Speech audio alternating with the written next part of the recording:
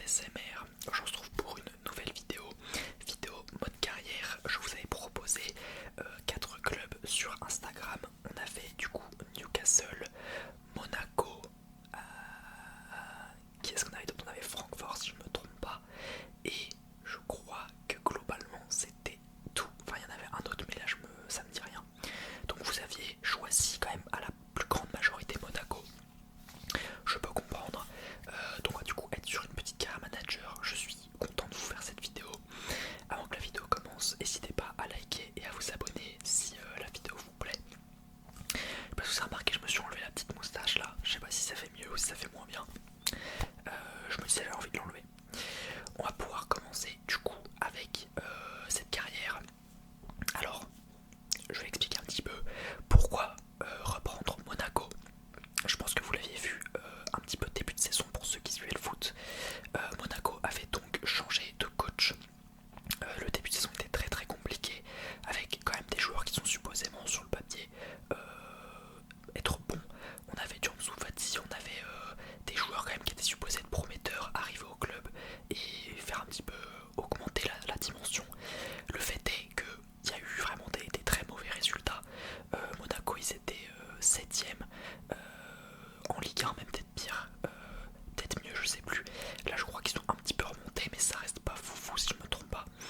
Donc voilà, je pense que ça peut être intéressant d'essayer de reprendre Monaco, nous, et d'essayer de le faire, comme l'objectif le dit, transformer Monaco en une top équipe de France et une top équipe européenne, un peu à l'image de Monaco 2017, je crois, un truc comme ça, quand ils avaient battu Dortmund, etc. Nous on veut un Monaco de ce niveau-là en Europe et qui peut concurrencer les titres français. Donc voilà, donc l'objectif de cette carrière, ça sera de gagner au moins un trophée. Un trophée, ça serait cool. Ça serait quand même pour moi une réussite si on gagne ne serait-ce qu'un trophée, peu importe le reste qu'on fait. En Ligue des Champions, si on peut quand même aller en 8ème, ça serait cool au moins. En Ligue 1, on joue la première place, on joue pas le top 3, le truc, on vise la première place. Et en Coupe de France, on vise la victoire aussi. En France, on peut pas se dire ouais on vise le top 2, on vise le top 3. On est là pour concurrencer le Paris Saint-Germain. Donc voilà. On a donc un budget quand on arrive au club de 36 millions en France, qui est honnêtement pas trop mauvais pour pouvoir essayer de faire des choses, sachant qu'on va vendre des joueurs, etc. Donc on va gagner peut-être un peu plus. Le premier choix que je fais en tant que coach de l'AS Monaco, c'est tout simplement de transformer la composition qui était un 3-4-2-1 vers un 4-2-2-2 avec du coup 2 milieux défensifs centrales, 2 milieux offensifs centrales et 2 buteurs. Je pense que c'est une compo qui est déjà par rapport à nos joueurs intéressante parce qu'on a plusieurs postes déjà remplis. On avait par exemple des MOC, MC, MTC. Il y en a MC, on n'a pas besoin. Donc je les ai vendus pour faire un petit peu d'argent, ce qui fait qu'on se retrouve sur un 4-2-2-2 qui je pense pour moi peut être une bonne tactique pour notre équipe. Pour ce qui est des ventes, du coup j'ai décidé de me séparer de Minamino qui était du coup milieu gauche et qui ne rentrait pas dans la compo. Le japonais de 78 de général à 30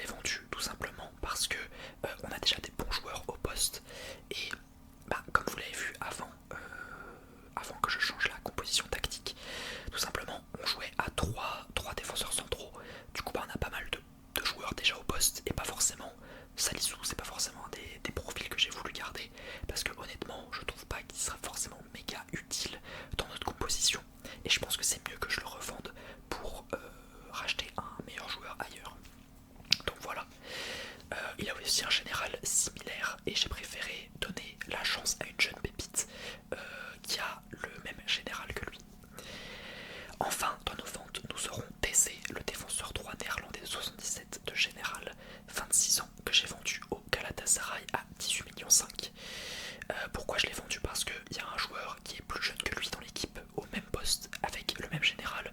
Donc je me dis autant miser sur la jeunesse, surtout que du coup il va augmenter bien plus facilement que lui en termes de notes. On a déjà aussi une rotation prête, donc ça ne me sert à rien de garder deux joueurs du même niveau pour la rota. On a déjà un joueur qui est plus, on va dire, adéquat au vu de son profil, de son général. Et du coup ça nous fait 18 millions en plus, donc c'est cool. Donc notre budget de base était de 36 millions en arrivant au club. Après toutes ces ventes, nous arrivons à un budget qui est de 132,9 millions. Et là directement on va pouvoir faire des belles petites ventes, des beaux petits achats, pardon, excusez-moi, et essayer d'aller remporter le plus de titres cette saison. Voilà, je trouve que c'est pas trop déconnant niveau vente. Les achats, j'ai essayé de faire des achats qui étaient entre guillemets réalistes, entre guillemets probables. Pareil pour les ventes, mais bon, après c'est moi le coach, donc c'est moi qui fais les choix. Mais du coup j'ai décidé d'acheter le défenseur central Ibanez, le brésilien de 27 ans, 82 de général, que j'ai acheté 34,7 millions à Al Ahly. Je trouve que c'est un transfert qui est intéressant parce que il joue en Saudi League, donc je pense que c'est possible qu'une offre de Monaco aurait pu être acceptée, honnêtement. Ça lui fait en plus un retour en Europe et une place de titulaire dans le club, donc je pense honnêtement que pour lui c'est une offre assez intéressante et c'est pour ça que j'ai décidé de sélectionner Ibanez dans l'équipe. En gardien, on avait un gardien qui avait 80 de général, 35 ans, je sais plus c'est quoi son nom, c'est Rateki, le finlandais de 36 ans. 36 ans ça commence à faire vieux, donc moi je voulais un gardien qui avait de l'expérience, qui était bon actuellement en Europe, et j'ai du coup décidé de investir sur Provedel, le gardien italien de 32 ans à 83 de général, que j'ai acheté à la Lazio pour 20 millions d'euros. Je pense que c'est intéressant pour lui de rejoindre Monaco parce que c'est l'opportunité de rejoindre un top club français, voire avec notre projet un top club européen. La Lazio qui est actuellement 6ème de Serie A, il joue pas forcément grand chose. Je pense que Provedel est un gardien qui a une place à Monaco parce qu'il a plus à jouer en Europe que la Conference League ou l'Europa League, voire rien. Je trouve que c'est honnêtement une bonne offre, et en plus Provedel c'est un très bon gardien d'expérience, on en a besoin, que ce soit en Ligue des Champions, que ce soit en championnat. Donc voilà, Provedel. Ensuite le retour de Guendouzi en France, le milieu défenseur central français de 26 ans, que j'achète à Fenerbahçe, 44 millions 300 000. C'est notre joueur le plus cher. Je trouve que c'est probable parce que actuellement il joue à Fenerbahçe, il a 26 ans, je trouve que Guendouzi mérite plus que ça. Un retour en France serait forcément accepté de sa part. Il a de l'expérience en Ligue 1, donc c'est très intéressant pour le club. Il a l'opportunité de retrouver du coup, comme je l'ai dit, un top club français, européen, et en tant que titulaire. Donc je pense honnêtement que c'est une offre en or à saisir pour Guendouzi. Et ensuite, il nous reste deux joueurs. Alors pour les titulaires, on est bon. Maintenant on va être sur de la rotation avec Ndidi, le milieu défenseur central nigérian de 28 ans, acheté 4,4 millions au Beşiktaş. C'est son dernier et premier gros défi avant une fin de carrière. Premier parce qu'il a jamais joué dans un vraiment gros club. Pourquoi dernier gros défi? Parce qu'il a 28 ans, il n'a pas forcément un général sensationnel, je l'ai pas noté là malheureusement. Mais c'est pas un joueur qui a une place de titulaire, mais il a quelque chose à jouer dans un club qui est dans un projet comme ça. Pourquoi pas à Monaco essayer de faire un dernier mandat, on va dire. Il a la chance du coup d'avoir de la rotation dans un gros club français européen, et je trouve aussi que c'est un profil qui est intéressant pour nous parce qu'il a une grande expérience en première ligue, donc je pense que ça peut être très intéressant en Ligue 1 tout simplement. Et enfin on a Sanabria, le buteur paraguayen de 30 ans, acheté 6 millions d'euros à Cremonese. C'est un profil qui est un peu similaire à Ndidi, c'est-à-dire que c'est son dernier défi avant une fin de carrière. Il a la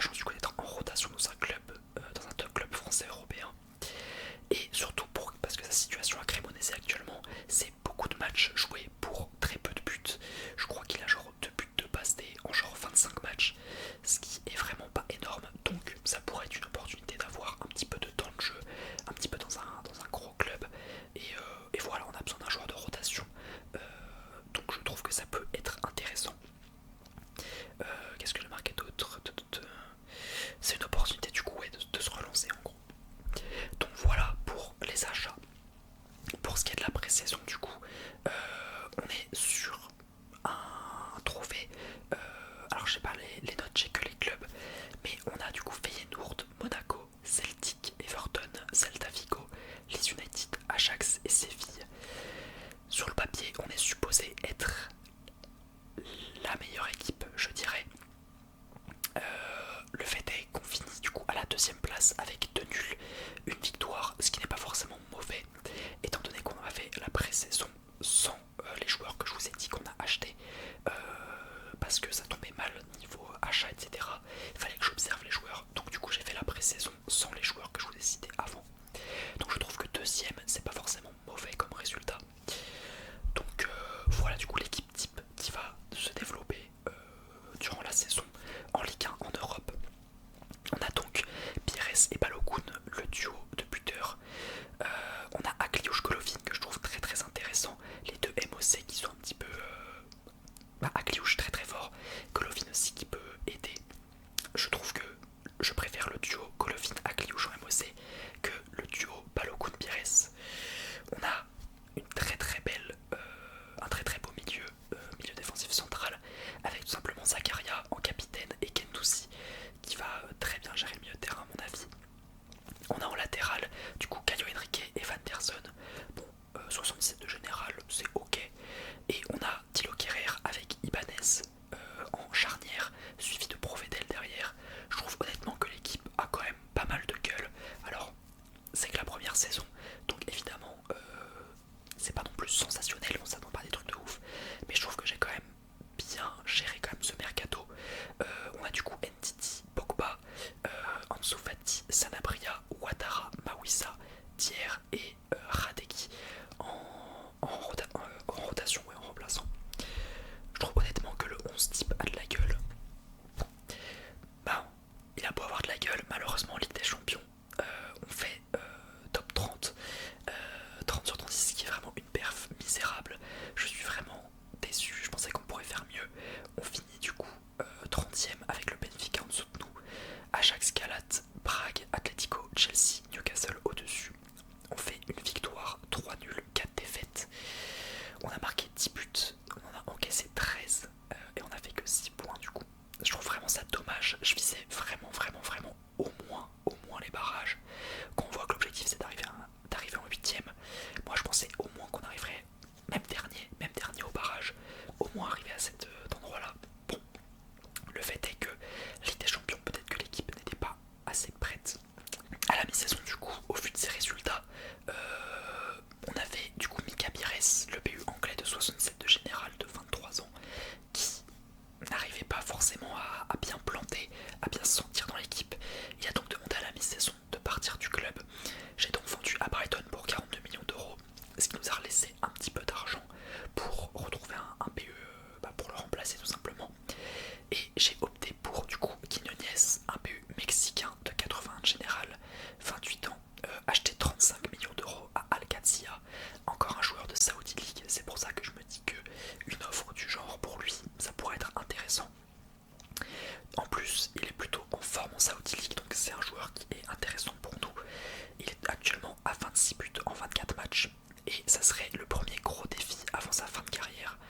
Donc je pense que c'est une offre à ne pas rater pour lui.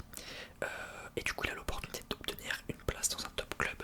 C'est pour ça que j'ai décidé de signer Quinones. Alors il y a eu un petit bug durant cette carrière, c'est la première fois que ça m'arrivait. Mais niveau classement, le classement Ligue 1, du coup je vais vous le montrer.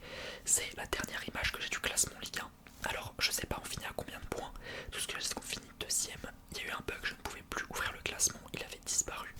Mais du coup vous pouvez voir qu'on finit du coup à la deuxième place. Et honnêtement ça s'est vraiment joué à rien. Je pense honnêtement que on aurait pu mieux faire si Pires, l'ancien BU du coup, était on va dire en meilleure forme durant cette saison.